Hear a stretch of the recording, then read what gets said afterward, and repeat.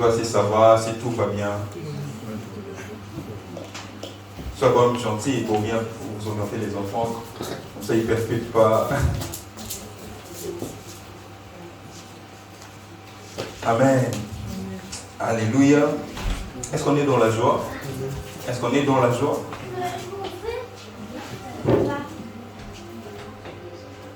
Voilà, nous allons commencer, bon pas commencer, mais nous allons continuer avec un enseignement que nous avons déjà commencé depuis un certain temps. Nous allons continuer avec cet enseignement. Je crois que vous avez vu les flyers, malheureusement qui étaient disponibles vraiment un peu plus tard, à la dernière minute, pour ces personnes qui ont besoin de bénéficier de ces messages. Amen. Alléluia. Est-ce que quelqu'un a vu le flyer aujourd'hui? L'invitation que nous avons faite. C'était quoi le thème qui était mentionné? C'était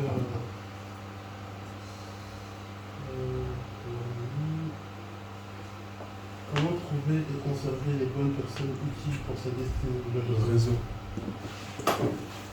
Un réseau. Donc nous essayons de parler du réseau. Dis avec moi le réseau. Comment trouver et comment garder des bonnes personnes, on a rajouté utiles pour notre destinée. Alléluia. C'est un sujet de partage. Nous allons partager autour de ça. Je crois que chacun d'entre nous a apprêté sa Bible, son carnet, de quoi écrire pour qu'ensemble nous puissions essayer d'éplucher ces sujets qui pour moi est très très très important. Alléluia. Plusieurs personnes dans la vie échouent non parce qu'ils n'ont pas des capacités pour accomplir des grandes choses. Plusieurs personnes échouent non pas parce qu'ils ont été incapables, non pas parce qu'ils ont eu des manques, mais plusieurs personnes échouent parce qu'ils n'ont pas à leur côté de bonnes personnes. Alléluia. Je voudrais commencer par nous dire ceci. La vie est un choix. La vie, je le reformule autrement, la qualité de la vie que tu mènes est un choix. La réussite est faite des décisions. Vous voyez, nous sommes tous humains, tous vivants sur cette terre, mais la qualité de notre vie, la réussite de notre vie dépend de choix et des décisions que nous faisons. Alléluia. Dans le devenir de l'homme, dans le succès de l'homme, dans la réussite de l'homme, Dieu a une part. Dieu a une très grande part de responsabilité pour que l'homme puisse évoluer. Et la responsabilité de Dieu, nous le savons aussi, il nous a créés. Et il a dit, créons l'homme à notre image. C'est des enseignements que nous avons déjà partagés. Et selon notre ressemblance. Donc tout ce qui était en Dieu, Dieu a pris la responsabilité de les déposer dans l'homme. Dieu nous a donné des capacités. Dieu nous a donné des potentiels. Dieu nous a donné des talents pour pouvoir réussir. Mais la suite de choses dépend de l'homme. La suite de choses dépend de l'homme. Est-ce qu'on peut nous aider à fermer la porte, s'il vous plaît? L'homme a une grande responsabilité par rapport à sa destinée. Dieu a une part. Et l'erreur que le chrétien commet, c'est de toujours responsabiliser Dieu et de ne jamais se responsabiliser eux-mêmes. Les chrétiens sont ceux qui croient bien sûr à la loi de la prédestination, de la destinée, mais nous en abusons tellement que nous responsabilisons Dieu dans tout et pour tout.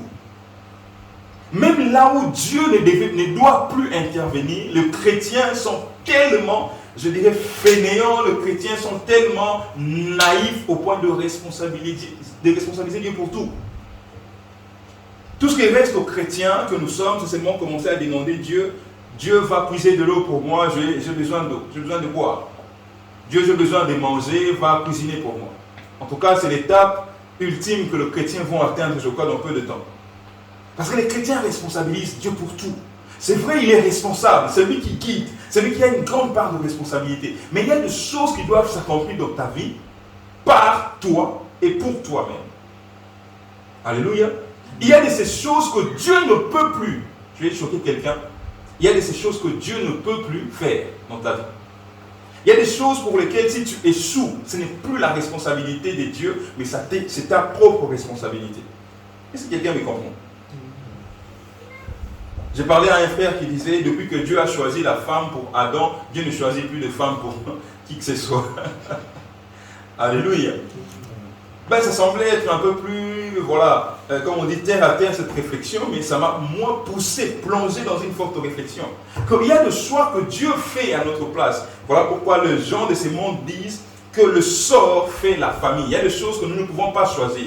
Entre autres, notre famille, entre autres, le sang de nos parents, nos frères et sœurs, nous ne décidons pas de les avoir. C'est les sorts de la vie qui nous imposent ces choses. Mais les choix fait des amis. Si tu ne sais pas choisir pour la famille, mais tu sais quand même choisir pour les amis. Alléluia. Alléluia. Amen.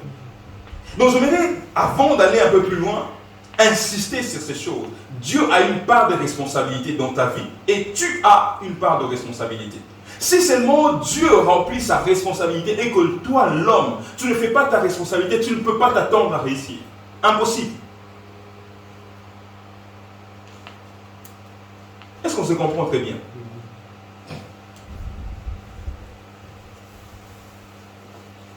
Nous devons noter ceci. Vous ne découvrirez jamais ce que vous possédez si vous ne décidez pas de déballer ce qui est en vous. Certaines personnes disent que je suis incapable, je ne peux pas, je n'arriverai pas, je ne peux pas faire. Parce qu'ils ne décident pas de découvrir ou de déballer le potentiel qui se cache en elles. Et vous ne pouvez pas savoir si vous êtes capable de réussir une action ou pas si vous ne décidez pas d'essayer. Si vous ne décidez pas d'essayer, vous ne pouvez pas conclure que vous êtes incapable. Vous ne pouvez pas dire que vous avez échoué si vous n'avez pas pris le courage de commencer à essayer. Vous vous poserez la question, pourquoi est-ce que je parle de tout ça? Notez encore ceci, que ce que vous possédez, notez ceci plutôt, c'est vous qui possédez la clé pour votre devenir, pour votre destin. C'est-à-dire que vous êtes l'acteur principal de votre vie. Vous êtes le metteur en scène de ce qui arrivera dans votre vie. Dieu a déjà tout décidé, mais pour le reste, c'est vous qui organisez les choses. Et notez encore ceci, avant d'aller un peu plus loin, vos décisions conditionnent votre devenir. Vos décisions que vous prenez aujourd'hui décident ou organisent votre avenir. Les décisions que vous faites dans le présent, ce sont elles qui décident de ce que vous deviendrez demain. Alléluia. Car vous êtes en majeure partie le fruit de vos décisions. Les décisions de Dieu pour nous semblent quelquefois être minimes. Parce que Dieu ne nous montre que le chemin. Il a dit, je mets devant toi la vie et la mort. Mais c'est à vous de choisir. Moi, je vous dis, choisissez la vie. Dieu joue le rôle du conseiller. Il vous montre le chemin. Il a tout établi. Il a dit, mais moi, je le présente devant vous. C'est là que j'aime Dieu parce qu'il aime toujours soumettre l'homme à ce qu'on appelle le libre arbitre. Alléluia. Même quand on parlera de la destinée, tout a été tracé, tout a été décidé. C'est Dieu qui connaît l'avenir. Oui, il les connaît. Oui, il les façonne. Mais c'est à toi de faire la démarche pour atteindre ta destinée. Est-ce que quelqu'un me comprend? Alléluia. Je le répète, vos décisions conditionnent votre devenir. Mais parmi les grandes décisions que l'homme doit prendre dans la vie, j'ai épinglé 3 qui sont beaucoup plus importantes que les autres. Je ne suis pas en train de dire que c'est seulement les 3 qui sont importantes, mais en tout cas, parmi les décisions importantes de la vie, j'en ai épinglé 3 qui, en tout cas, impactent la vie de l'homme. Trois grands choix ou 3 grandes décisions qui décident du devenir de 2 hommes. Le premier choix à noter, c'est le choix de la religion. Je parle de la religion ou de la croyance. Vous ne devez pas vous laisser imposer une croyance ou une religion. En tout cas, ça, j'aimerais être clair là-dessus.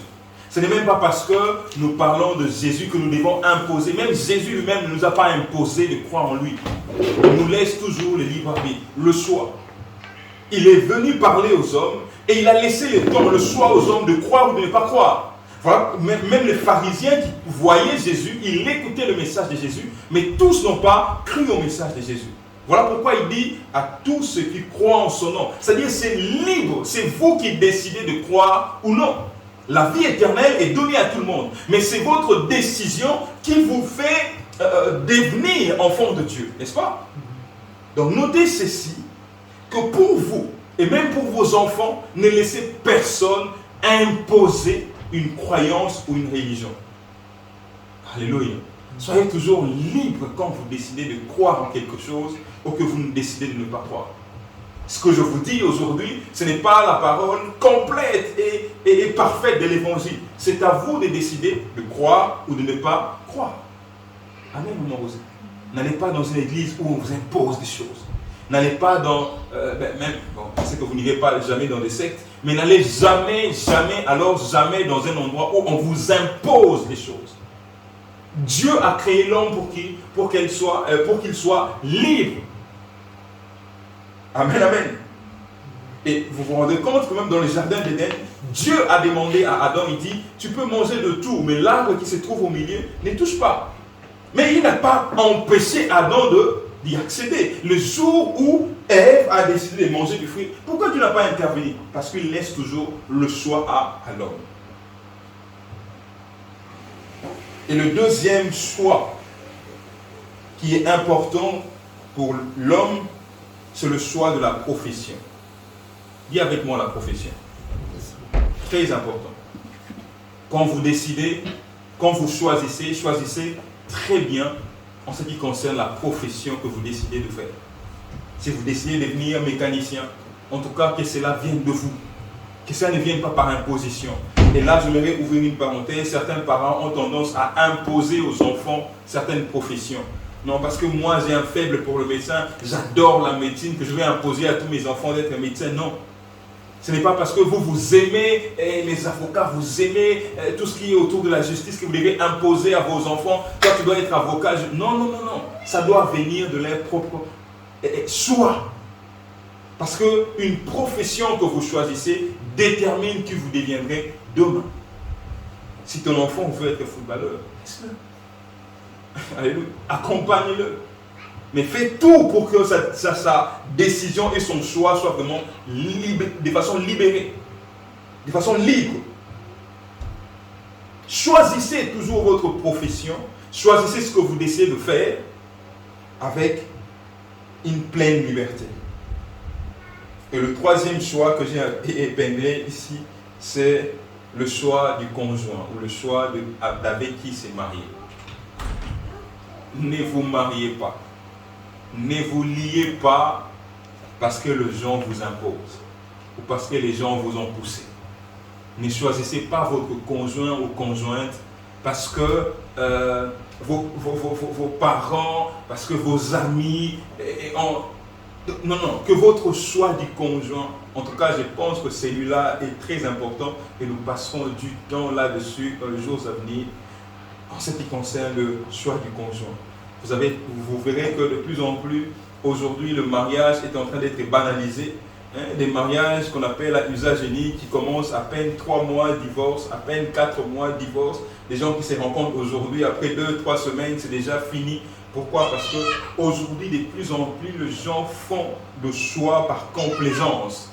On s'est croisés sur les réseaux sociaux, on a parlé, bonjour, comment tu vas, envoie-moi une photo et puis bouf, directement, c'est lui l'homme de ma vie. Non.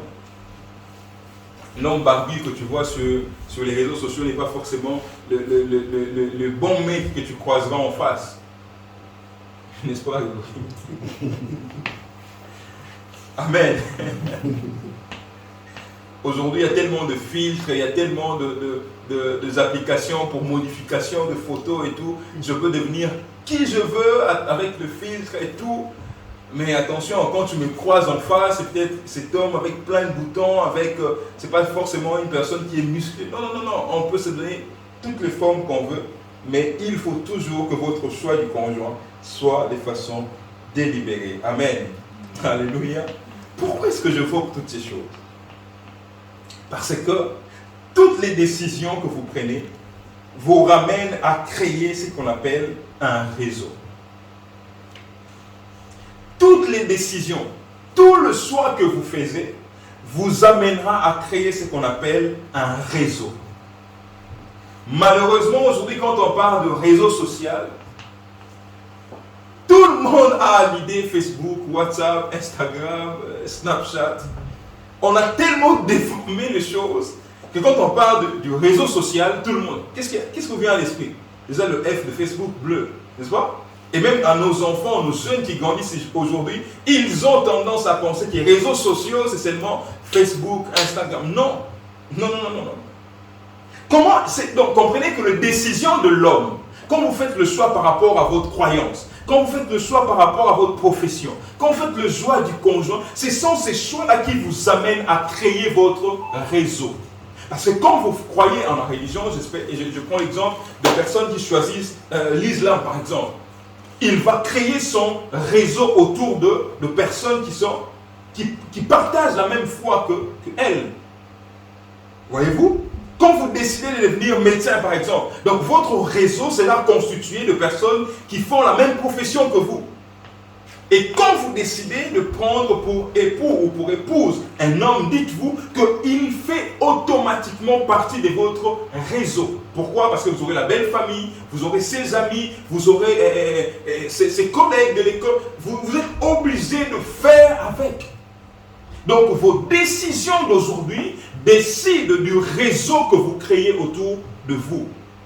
Pour ne pas toujours évoquer le réseau, parlons aussi de l'environnement. Donc vos décisions déterminent l'environnement dans lequel vous allez évoluer. Est-ce que vous comprenez cela? Certaines personnes disent, moi j'aime mon homme mais j'aime pas sa famille. Et comment je fais? J'aime beaucoup ma femme mais je déteste ses parents. Comment tu fais? C'est impossible. Voilà pourquoi il y a des choses, surtout de mariage, qui ne durent pas. Parce qu'on n'arrive pas à se mettre dans notre tête que quand je décide de me mettre avec quelqu'un, je décide d'embrasser son environnement. Vous comprenez un peu cela? Dites à la personne qui est à côté de toi, faites très attention. Malheureusement, et heureusement qu'ici on a déjà pour la plupart décidé. Faites très attention à ces choses. Non, j'aime mon homme, mais ses sœurs, non, ça ne peut pas arriver. Parce que l'homme que vous décidez d'épouser a déjà, avant de vous connaître, eu un réseau, un environnement. Et quand vous décidez d'établir le lien ensemble, dites-vous que c'est son environnement qui devient aussi le vôtre. Vous devez faire avec sa mère, même si vous ne l'aimez pas, elle sera là. Vous devez faire avec son père. Même si ce n'est pas une personne qui entre dans vos convenances, il sera là parce que vous êtes lié à son fils. Vous comprenez un peu ces choses? Donc je verrai déjà ici à Metanoia que nos mariages soient stables. Nos mariages doivent être stables. Dis avec moi que mon mariage sera stable. Parce que j'accepterai le réseau de mon conjoint. Alléluia. Vos décisions vous ramènent à créer votre réseau. Mais j'évoquais tantôt, quand on dit réseau social, ce n'est pas forcément Facebook, ce n'est pas forcément... Parce que ça, c'est beaucoup plus virtuel. Mais quand on parle du vrai réseau, en sciences humaines, on dit, ou en sciences sociales, on dit ceci, un réseau social désigne un agencement de liens entre individus ou des organisations constituant un groupement qui a un sens. Je répète. Un réseau social désigne un agencement de liens. C'est-à-dire, c'est les liens qui s'établissent entre les hommes, entre des individus ou dans des organisations. Et ces liens vont constituer ce qu'on appelle un groupe. Amen, amen. Je m'explique pour que ce soit un peu plus simple. Quand on parle d'un réseau social, je prends l'exemple, je suis avec mon frère Grégory, n'est-ce pas? Et lui, à travers mon frère, j'ai connu Stéphane. Voyez-vous? Donc, moi je n'étais pas directement en contact avec le frère Stéphane, mais puisque je vous connais vous, il s'est établi un lien qui m'a ramené directement à mon frère Stéphane. Vous comprenez un peu? C'est ce qu'on appelle un réseau social. Donc c'est les liens qui se créent entre les hommes et qui finissent par créer un groupe. Vous êtes certainement aujourd'hui amis avec quelqu'un, mais que ne vous connaissez pas, ou qui ne vous connaissait pas avant, mais que vous avez connu à travers une personne. Vous comprenez? Et voilà, certains mariages se créent comme ça, parce que moi j'ai un frère qui aujourd'hui, je bénis le Seigneur pour son couple et la stabilité de leur couple, mais mon frère a connu sa femme à travers moi. C'est moi qui étais en contact avec la femme, et j'étais aussi en contact avec mon frère. Mais qu'est-ce qui s'est passé à un moment où j'ai commencé à remarquer que mon frère était vraiment dans la solitude, et la fille aussi était dans la solitude. Et comme un bon manager, j'ai organisé une rencontre. Ils se sont vus, ils se sont parlé, et voilà, les choses se sont faites toutes seules. Aujourd'hui, ils ont des enfants, ils sont ensemble, mais c'était mon ami, fille et mon frère. Alléluia.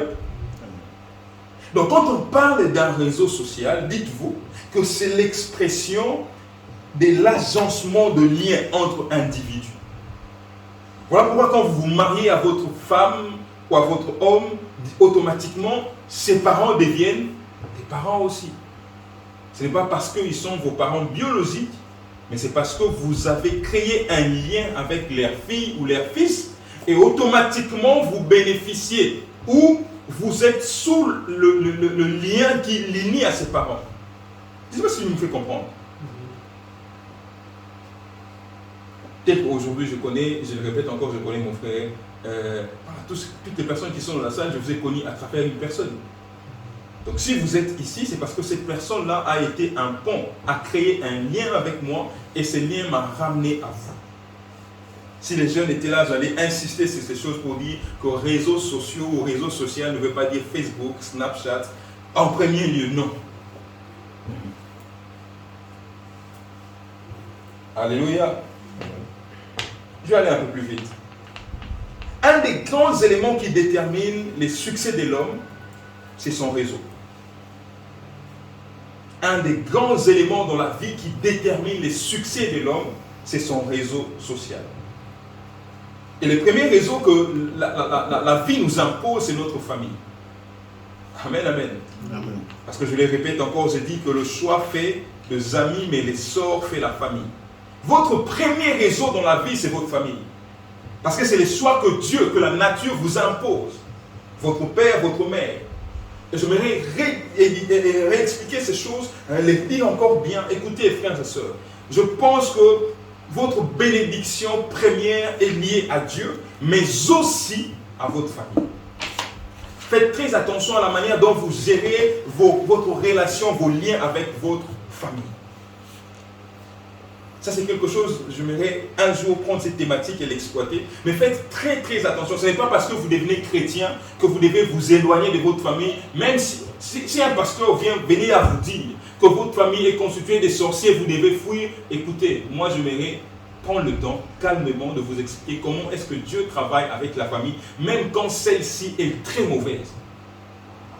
Parce que c'est lui qui nous impose. Il sait pourquoi il t'a placé dans cette famille.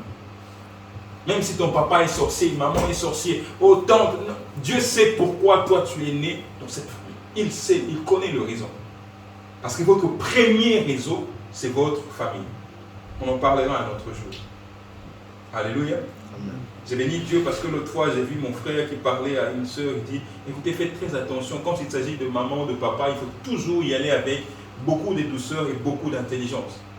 Quand vous gérez des choses, des affaires qui concernent votre famille, je vous appelle à toujours faire preuve de maturité. Parce que le lien qui vous lie à votre famille est tellement fort.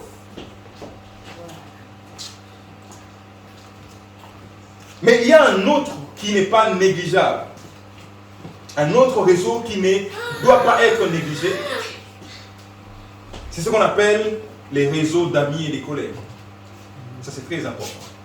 Très, très important. Dans la vie, selon l'évolution, selon l'âge que vous atteignez, selon votre maturité, vous allez vous faire des amis, vous allez vous faire des collègues, vous allez vous faire aussi ce ce qu'on appelle des personnes qui vont constituer votre entourage.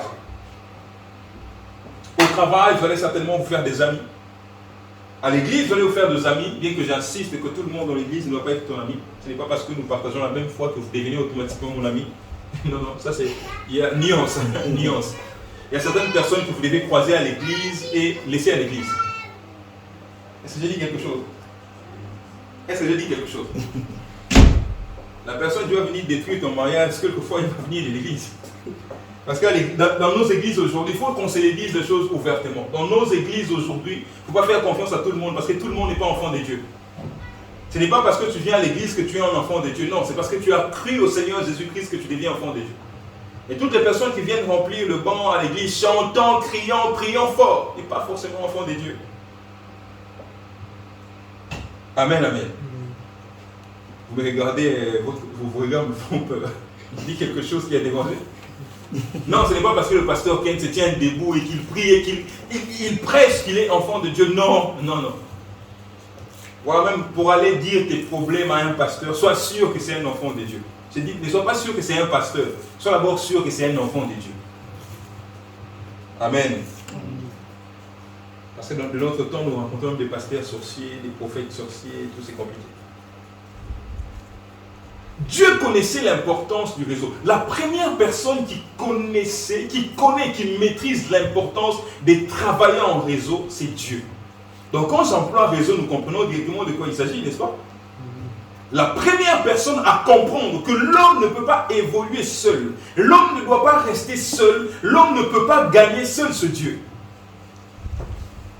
Je le dis, Dieu est autosuffisant en lui-même. Même si la terre n'existe pas, Dieu sera toujours Dieu.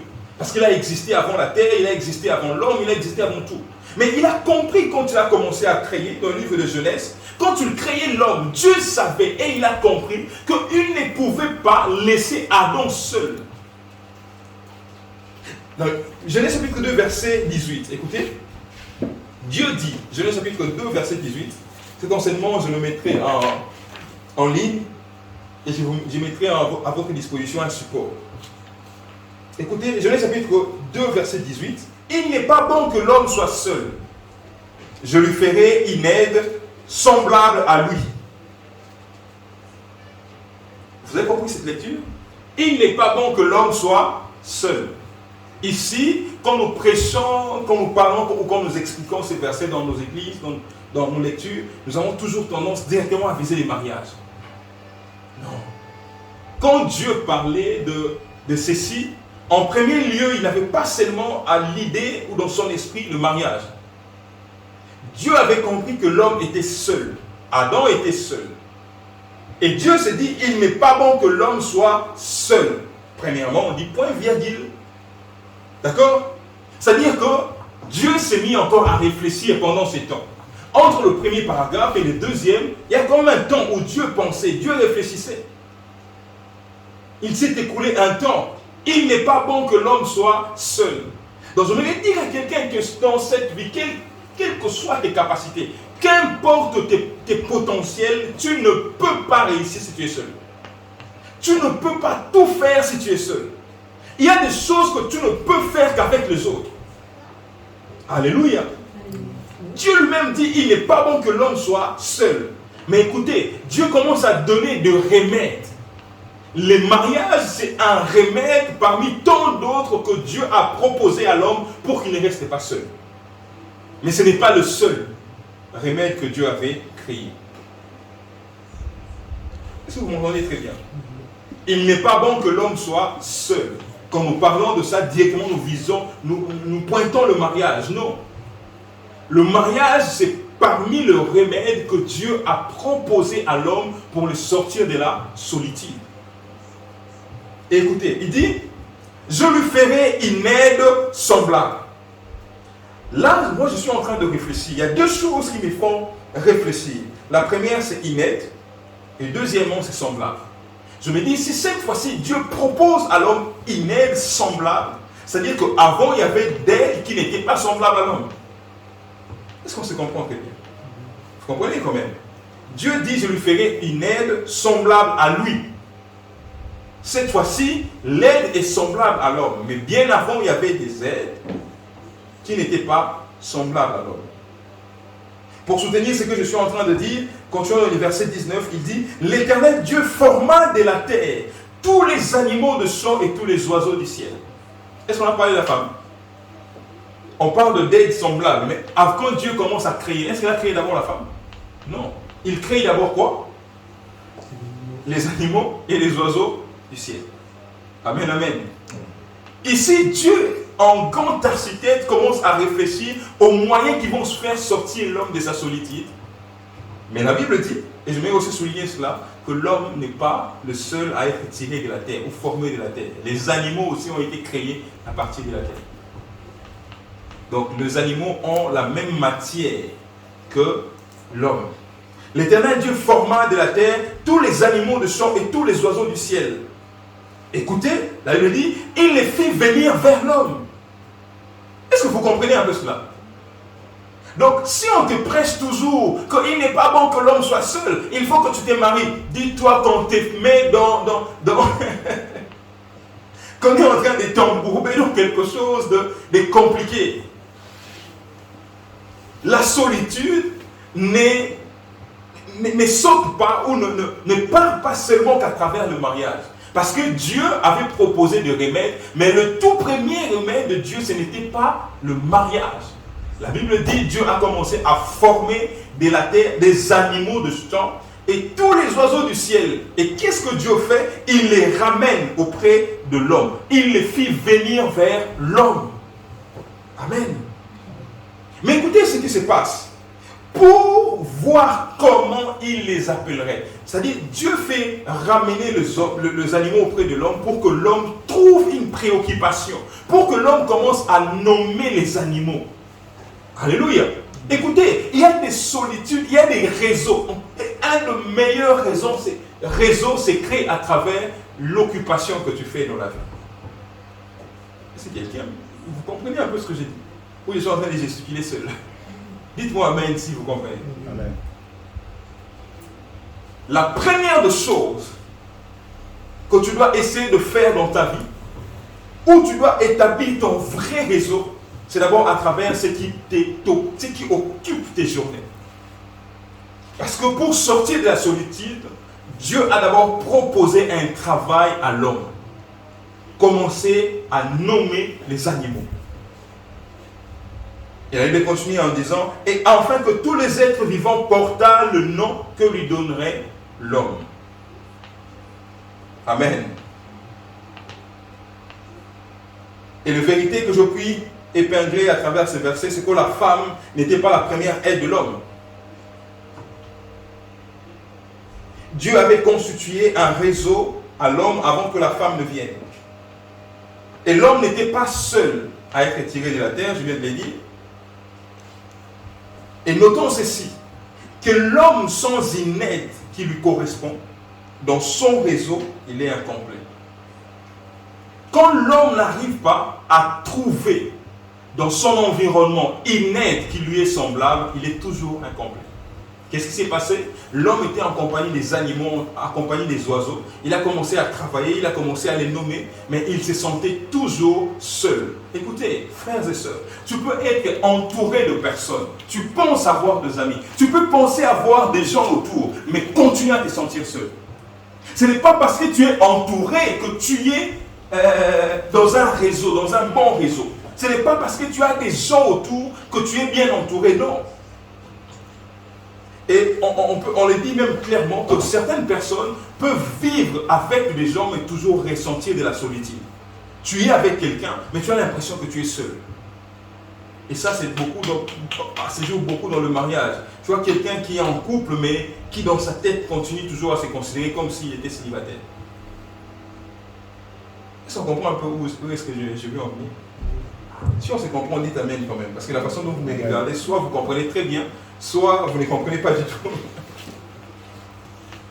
Tu peux être entouré, mais ne pas ressentir le bien-être d'un réseau. Tu peux avoir des gens autour de toi, des amis, des personnes que tu appelles amis, des personnes que tu appelles collègues, des personnes que tu appelles famille, mais toujours ressentir de la solitude. Vous savez pourquoi? Parce que quand l'homme n'arrive pas à trouver de l'aide dans son réseau, il est toujours incomplet. Je voudrais te poser une question. Parmi les gens qui t'entourent, est-ce que tu sais tirer d'elle est-ce que tu sais tirer d'eux une aide? Les animaux étaient avec Adam, mais ils ne l'aidaient pas à sortir de sa solitude. Est-ce que les gens qui t'entourent sont capables de t'aider à atteindre tes objectifs? Est-ce que la personne que tu appelles ami, mon frère, ma famille, mon sang, est-ce que cette personne arrive à t'aider à atteindre tes objectifs? Est-ce que dans ton entourage, tu as des gens sur qui tu peux continuer à compter? Est-ce que tu as des gens sur qui tu peux faire reposer tes problèmes? Est-ce que tu as des gens qui peuvent te donner des conseils? Est-ce que tu as des gens qui peuvent t'aider dans ton entourage? Si tu remarques que tu es dans un entourage où les gens ne peuvent pas t'apporter de l'aide, tu es encore incomplet. Tu n'es pas encore entouré. Amen. Alléluia. C'est aussi un amen. Si tu as autour de toi des gens qui ne peuvent pas t'aider, t'offrir de l'aide, parce que le besoin, la raison d'un réseau, c'est pouvoir être aidé, c'est pour être aidé. Mais si tu as autour de toi des amis, des frères, qui ne savent pas t'apporter de l'aide, tu n'es toujours pas entouré. Voilà pourquoi quand Dieu a remarqué que les animaux ne pouvaient rien apporter à Adam, il a commencé maintenant, il a proposé Ève. Il a créé Ève. Amen. Amen. Alléluia. Amen. Avant de passer, je me vais aussi me poser une question. Est-ce que tu es une aide pour quelqu'un dans ton entourage? Est-ce que les gens peuvent compter sur toi? Est-ce que les gens qui t'appellent mon frère, mon ami, ma soeur, est-ce qu'ils peuvent réellement compter sur toi? En quoi aides-tu les gens qui sont dans ton entourage? Quelle est ton importance dans ton réseau? Est-ce que tu es seulement une personne présente mais absente quand il s'agit de l'aide? Est-ce que les gens peuvent compter sur toi dans la famille? Il y a des gens qui vilipendent les autres. Vous ne m'aimez pas, vous ne m'aidez pas, je ne peux pas compter sur vous. Mais toi, tu es la première personne sur qui on ne peut pas compter. Tu n'es que présent quand il s'agit des aides des autres. Mais quand il s'agit que de ton tour d'aider, là, tu es totalement absent. Il y a des amis que tu appelles amis aujourd'hui, mais qui, lorsque tu seras malade, lorsque tu ne pourras rien offrir, ils ne seront jamais là pour toi. Amen. Amen. Il y a des gens que tu appelles collègues, c'est parce que tu es encore en bonne santé. C'est parce que tu as encore tes 10 euros. Les jours où tu ne les auras plus, il n'y aura plus personne autour de toi.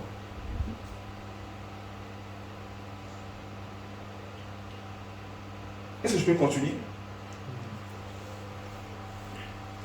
Quand vous rencontrez dans votre entourage, quand vous commencez à voir ou à tirer de l'aide, c'est alors que vous commencez à constituer un réseau. Adam, qui était face aux animaux, c'est lui qui travaillait, c'est lui qui nommait les animaux.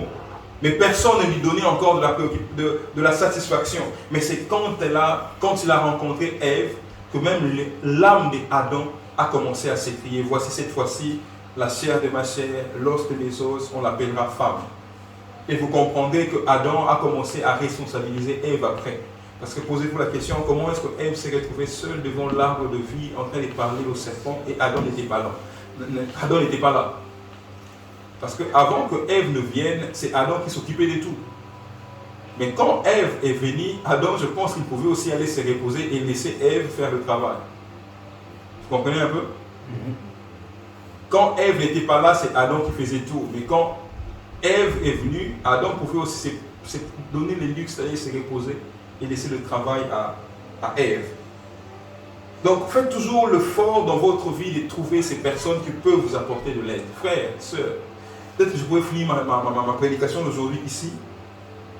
Mais faites toujours de votre mieux de trouver et de garder des personnes qui peuvent vous donner de l'aide. Une personne qui sait être présente pour vous. Des personnes qui savent vous offrir, vous rendre en retour ce que vous pouvez donner. Des personnes qui sont capables, même si vous ne donnez rien, mais ils sont là pour vous. Des personnes qui sont capables, même si vous tombez, elles restent là pour vous aider. Donc dans votre réseau, dans votre entourage, vous commencez à être heureux, vous commencez à accomplir la volonté parfaite de Dieu lorsque vous trouvez de l'aide. Est-ce que je parle à quelqu'un? Je vais prendre une décision aujourd'hui. En tout cas, si vous n'êtes d'aucune aide pour moi, désolé, je pense que dans peu de temps, nos chemins vont se séparer. Parce que l'importance de ta présence dans ma vie, c'est pour que tu m'apportes de l'aide. L'importance de ma présence dans ta vie, c'est pour que tu puisses m'apporter de l'aide. Ne sois pas pour le genre une personne qui ne peut rien apporter. Ne sois pas pour le genre une personne qui ne sait rien apporter. Dans la famille, quand il y a un problème, on ne peut même pas songer à toi. Quand les amis ont un problème, on ne peut même pas penser à toi. Écoutez, la volonté parfaite de Dieu, la volonté de Dieu, la décision de Dieu de mettre des gens autour de nous, c'est pour que nous puissions avoir de l'aide. Est-ce que vous comprenez? Ce n'est pas moi qui le dis, c'est la Bible. Parce que Dieu a mis Ève à côté d'Adam pour pouvoir l'aider. Parce que Dieu reconnaît et Dieu sait que l'homme a toujours de failles, l'homme a toujours de faiblesses. Il n'y a aucun homme parfait, il n'y a aucune femme parfaite. Il n'y a personne sur la terre qui ne puisse être parfait. Même Adam qui était créé à l'image de Dieu, directement formé par la main de Dieu, Dieu pouvait voir que Adam est faible. J'ouvre une parenthèse pour dire, ne vous mariez pas à un homme qui ne peut pas vous aider. Ne vous mariez pas à une femme qui ne sait pas vous aider. Ne vous mariez pas parce qu'il est beau. Ne vous mariez pas parce qu'elle est belle. Sa beauté doit pouvoir t'aider à quelque chose.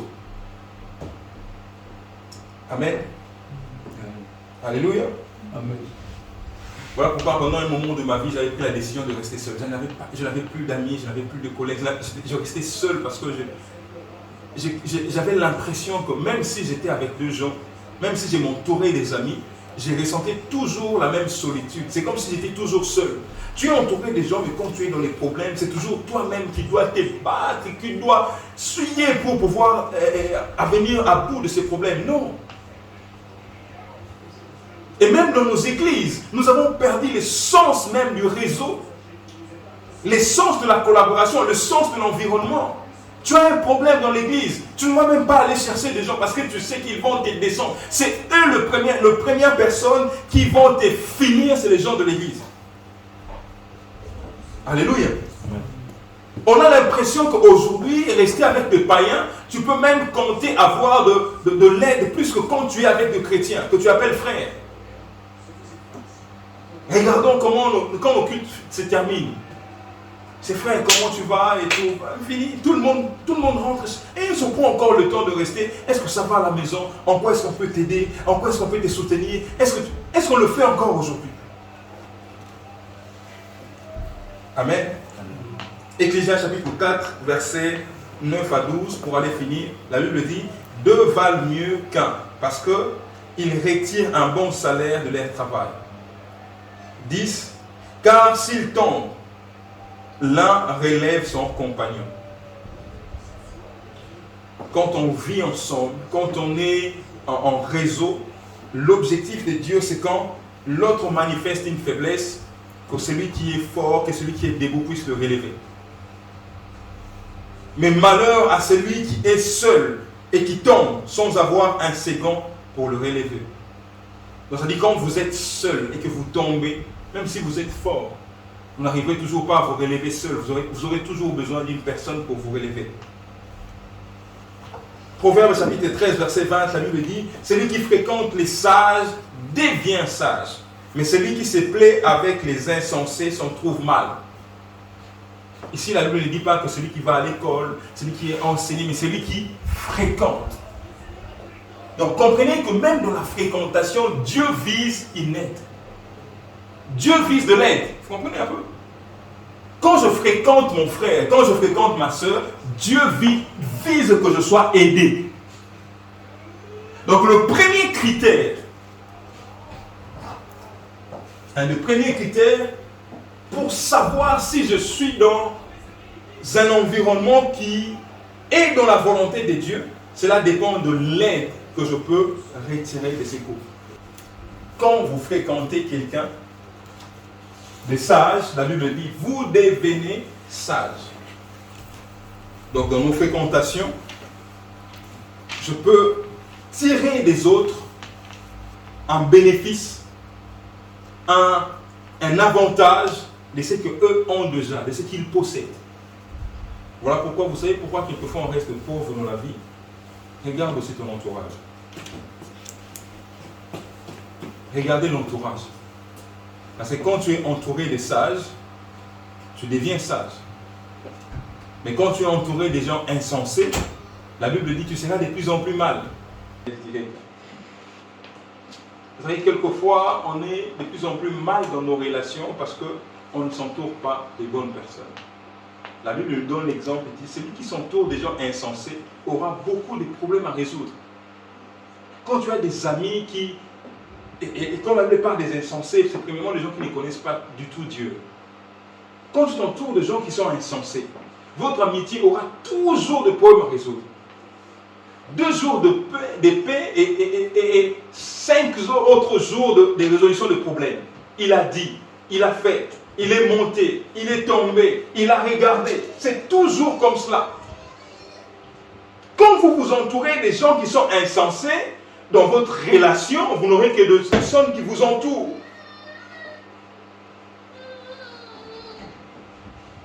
Amen.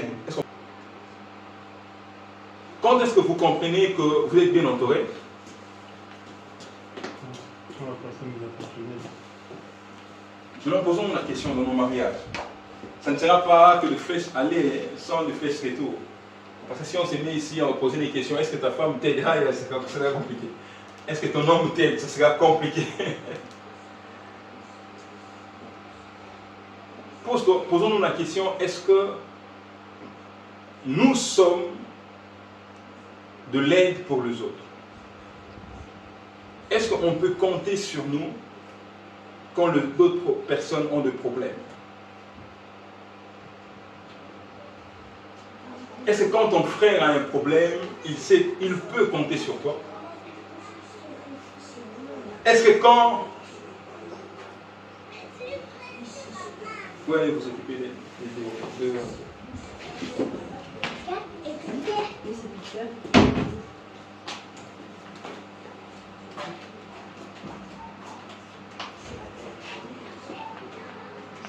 Comment trouver des bonnes personnes? Ça, c'est une bonne question. Parce qu'on parlera de comment garder les personnes. Il y a des gens pour qui tu te bats pour les garder dans ta vie, mais qui ne sont pas de bonnes personnes.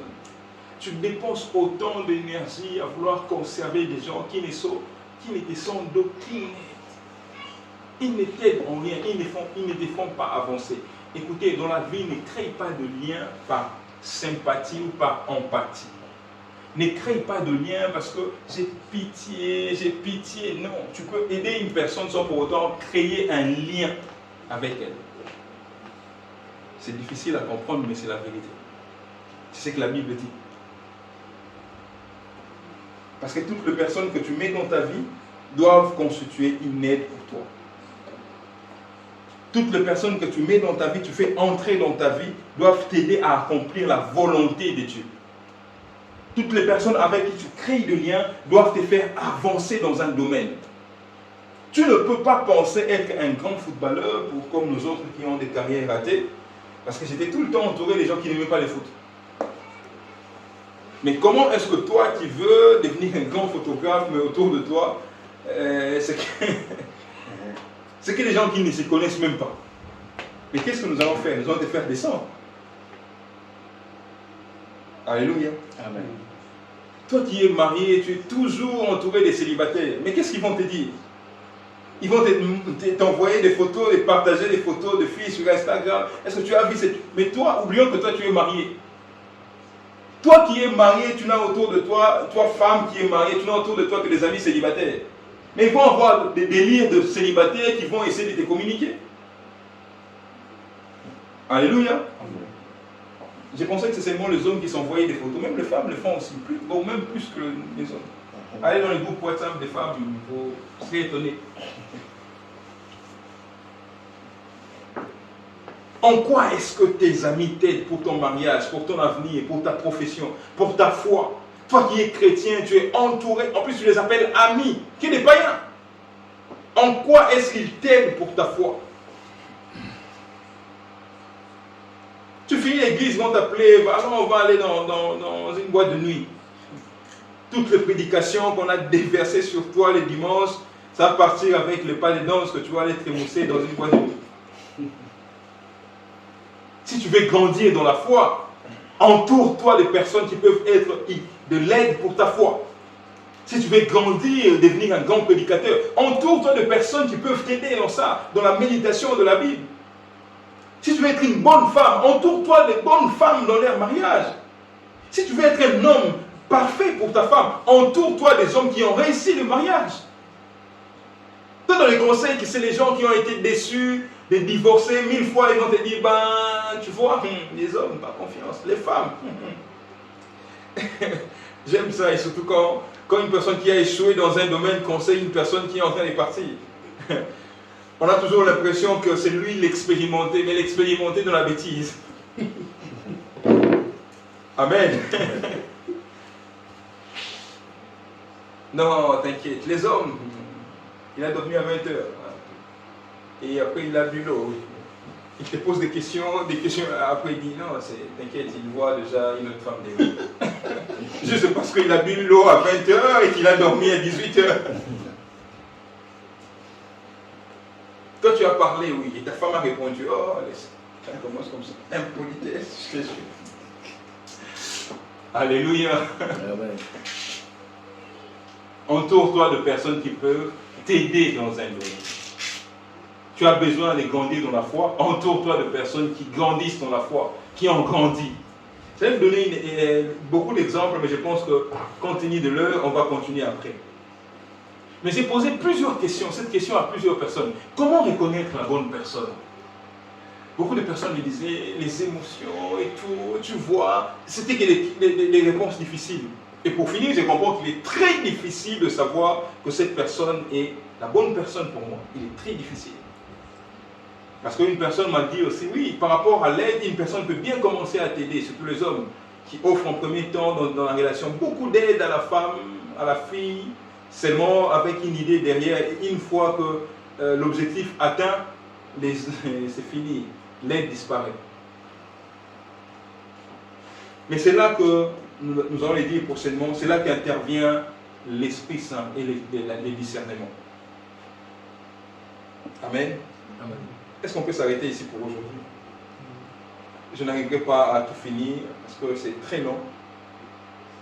Mais comment arriver à créer les réseaux? Retenez ceci, ce qui est important, que vos décisions déterminent l'entourage que vous aurez demain. Personne ne pourra t'imposer. Ce n'est pas parce que tu es nouveau dans un quartier, dans une ville, que tu es forcément appelé à devenir ami de tout le monde. Non, non, non, non. Ce n'est pas parce que tu vas dans une église que tu deviens, je le répète encore ici, parce que ces derniers temps, je pense quand même que nos églises doivent être filtrées, très bien filtrées par l'Esprit et ne garder que les enfants de Dieu. Ce n'est pas parce que tu vas dans un club, que tu vas dans un environnement où tu trouves tout le monde. Et moi, je n'aime pas cet adage qui dit, si tu vas dans un pays, tu trouves tout le monde qui danse avec le pied gauche, danse avec le pied gauche. Non, non, non, je ne suis pas appelé à danser comme vous. Je ne suis pas appelé à faire les choses comme vous. Je suis appelé à faire les choses selon la volonté de Dieu et selon les choses qui vont m'avantager pour ma destinée. Je peux essayer de te copier aujourd'hui parce que nous vivons ensemble, parce que nous sommes dans un même quartier, parce que nous travaillons ensemble. Mais est-ce que ce que je suis en train de copier sont réellement inédits, constituent inédits pour moi? Pour moi, est-ce que ça m'aide à quoi? Écoutez, nous nous plaignons certaines fois, plusieurs fois, que depuis qu'il a commencé à avoir l'argent, il s'est séparé des gens. Depuis qu'il a commencé à avoir un travail, depuis qu'il a eu un travail, il s'est séparé des gens. Vous savez pourquoi? Parce que quelquefois, quand des personnes qui sont en train de prendre de l'envol, en train de monter, ils doivent constituer des liens de réseau de personnes qui les aident dans leur domaine. Écoutez, une personne qui va aller commencer à faire... vous pensez vraiment que nous... Bon, je ne vais pas donner cet exemple-là parce que ça fait très mal. Mais on a tous des amis comme ça qui ont commencé à prendre de l'envol, qui se sont séparés des gens. Quelquefois, on les traite de tout le mot, de tout le nom, ingrat. Non, quelquefois ce n'est pas de l'ingratitude. Mais il est obligé de maintenir des liens qui continueront à le faire avancer. Parce que dans la vie, il y a 3 catégories de personnes qui sont dans ton entourage et que tu dois apprendre à gérer. Ça, on en parlera le dimanche prochain. Il y a des gens qui dans la vie sont supérieurs à toi. Écoutez, tu ne seras pas supérieur à tout le monde. Tu ne seras pas égal à tout le monde. Il y a des gens qui dans la vie sont placés là et toi tu es là. Amen. Et ces genres de personnes, tu dois les avoir dans ton entourage. Ne sois pas entouré que de gens qui ont le même niveau que toi. Tu es sourd déjà. Si dans ton entourage, tu n'as que des gens, vous êtes tous identiques, tu as déjà échoué. Dans la vie, tu dois avoir des personnes qui sont supérieures à toi. Amen, amen. Des personnes qui te challengent, des personnes qui te poussent à rêver, des personnes qui peuvent te faire croire que tu peux encore y arriver. Tu dois avoir des personnes qui sont supérieures à toi, qui ont réussi dans un domaine. Dans la photographie, c'est pas pasteur Ken. Laisse-moi prophétiser, laisse-moi t'aider dans la prière. Mais ce n'est pas moi qui va te dire que tu dois apprendre telle langue. Non, tu es sourd, même si je suis ton pasteur. Même si je suis ton ami, mais tu vas échouer, papa. Et là aussi, j'ai quelque chose à dire au pasteur. On s'improvise spécialiste à tout. Oh frère, pourquoi tu ne te fais pas voir à l'église? Tu dois être là pour nous. Non, laisse-le aller s'attacher aux gens qui vont l'aider à évoluer. Vous savez, un jour, un pasteur est venu prêcher dans notre église où je vais en Afrique. Il a dit, frère, on avait jeûné et prié d'une semaine, toi, on ne t'a pas vu, ta foi est en train de baisser. Non, ce n'était pas ma foi qui était en train de baisser. J'étais en pleine révision pour les examens. Venir prier à l'église ne va pas te faire réussir un examen. Tu ne deviens pas un bon photographe quand reste avec nous là. Je ne connais rien en photo. Des gens qui font la différence entre toutes les caméras, je ne connais pas. Va sur Instagram, va sur YouTube, cherche des photographes professionnels. Essaie d'établir des liens avec. Même s'il va te rejeter pour un temps, mais il faut continuer à chercher des personnes qui sont là dans ton domaine. Quelqu'un m'a compris? Papa Trésor, cherche une personne qui joue à la base plus que toi. Ne sois pas jaloux de cette personne-là. Tu dois l'aimer, les chérir. Même s'il te dépasse, s'il te fait mal au cœur, c'est des personnes qu'il faut avoir. Dans la vie, dans la relation, dans le réseau, tu dois avoir des gens qui sont là. Des personnes qui peuvent te dire, pas comme ça, tu écoutes. Tu peux avoir de promesses de Dieu, tu vas devenir millionnaire. Est-ce que tu as déjà, toi, fréquenté un millionnaire? Tu penses que c'est les pasteurs qui vont te conseiller comment gérer 2 millions? Il n'en a pas lui-même. Tu donnes une dîme de 5 000 $, le pasteur n'a plus sa tête. N'a plus la tête sur les épaules. Le pasteur va parler en langue à cause des 10 000. Tu penses qu'il va t'aider à gérer 1 million?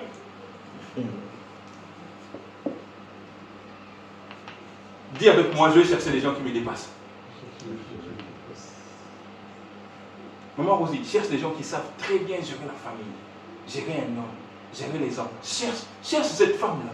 Ce n'est pas des coachs qui s'improvisent sur les réseaux sociaux. Non, pas elle. Des gens qui ont réussi le mariage. Et deuxièmement, pour aller vite finir, c'est des gens qui sont égaux à toi.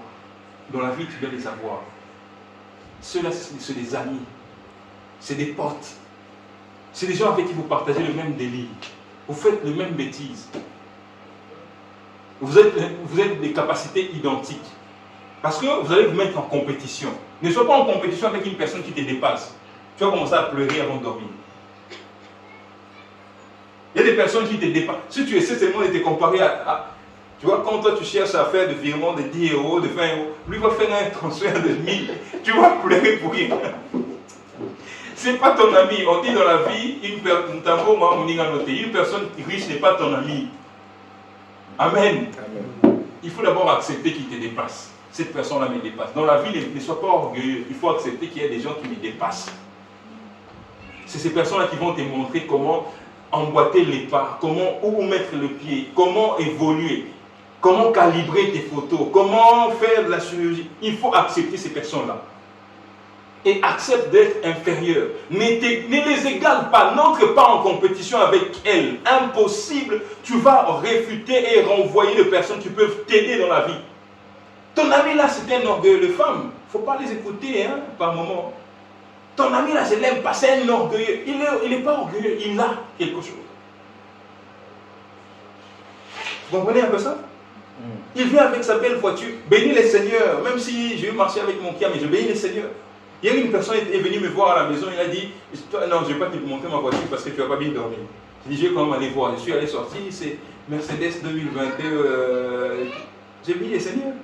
Vous savez ce que ma femme m'a dit, il dit, je regarde l'intérieur de sa voiture et je regarde l'intérieur de ta voiture. J'ai dit, merci. C'est à moi, c'est ma voiture à moi, je vais marcher avec comme ça. Donc, et les personnes qui sont supérieures, et les personnes qui sont identiques à toi, des personnes qui vont t'aider à entrer en compétition, des personnes qui vont te dire, moi je suis déjà arrivé à faire ça, est-ce que toi tu as fait? Ah non, toi tu n'as pas encore fait. Lui aussi va te dire, non, moi je fais ça, est-ce que toi tu as fait? Des personnes qui sont identiques, des personnes que vous apprenez encore à des nouveaux mariés, et avec dans ton entourage des nouveaux mariés. Vous allez partager vos délires, vos bêtises. Ah non, moi je ne savais pas comment faire ça, j'ai appris. C'est très important. Et dans la vie, et aussi des personnes qui sont inférieures à toi. Ne les écrase pas, il faut les accepter. Ce n'est pas parce qu'une personne n'a pas ton niveau que tu as dit, tu n'as pas mon niveau, tu ne peux pas me fréquenter. Tu dois voir dans la vie des personnes qui sont inférieures à toi. Je vais parler de ça en long et en large dans notre prédication.